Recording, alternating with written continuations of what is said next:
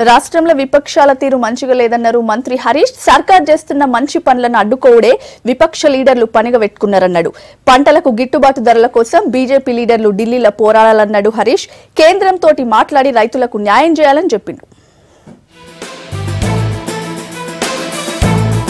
రాష్ట్రంలో విపక్షాల తీరు బాలేదన్నారు మంత్రి హరీష్. సర్కార్ చేస్తున్న మంచి పనులను అడ్డుకోవడే విపక్ష లీడర్లు పనిగా పెట్టుకున్నారన్నాడు. పంటలకు గిట్టుబాటు ధరల కోసం బీజేపీ లీడర్లు ఢిల్లీలో పోరాడాలన్నాడు హరీష్.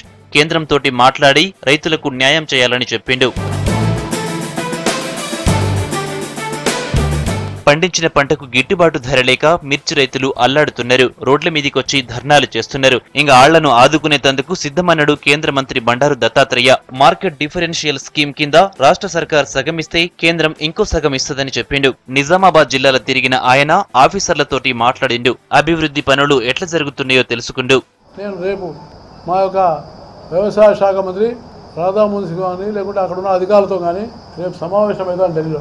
అయ్యి ఈ మిర్చి రైతులు ఎవరుతున్నారు వాళ్ళు చాలా దాదాపు 2 మాసాల నుంచి వాళ్ళు ఆందోళన చేస్తున్నారు. గిట్టుబాటు ధర లేదండి. కాబట్టి ఆ గిట్టుబాటు ధర రావడానికి రాష్ట్ర ప్రభుత్వం ముందు చొరవ తీసుకొని ఒక 200 కోట్ల రూపాయలు రిలీజ్ చేసి రాష్ట్ర ప్రభుత్వం ముందు కొనుగోలు చేయాలా. ఆ తర్వాత కేంద్ర ప్రభుత్వానికి ఒక ప్రతిపాదన పంపండి. అప్పుడు మేము తప్పకుండా మిర్చి రైతులకు నరేంద్ర మోడీ గారి ప్రభుత్వం తప్పకుండా సాయం చేస్తుంది. ఇంకా మిర్చి రైతులను ఆదుకునేటందుకు కేంద్రం సిద్ధంగా ఉందన్న దత్తాత్రేయ కామెంట్ల మీద బగ్గుమన్నాడు రాష్ట్ర మంత్రి హరీష్. బీజేపీలు రైతుల విషయాన్ని రాజకీయం చేయొద్దన్నాడు. ఆడాయిడా మాట్లాడుడు కాకుండా ఢిల్లీలో మాట్లాడాలని చెప్పిండు. అసలు కేంద్రంలో అధికారంలో ఉండి ఇన్నిసార్లు రాష్ట్ర ప్రభుత్వం నుంచి రిప్రజెంటేషన్ వస్తే ఉలుకు పలుకు లేదు. అసలు మీరు ధర్నాలు చేయాల్సింది బీజేపీ నాయకులు ఇక్కడ కాదు, ఢిల్లీలో పోయి చేయండి. రైతు లాఠీలు పట్టుకొని పోయి దాడి చేస్తాడా ఎక్కడన్నా?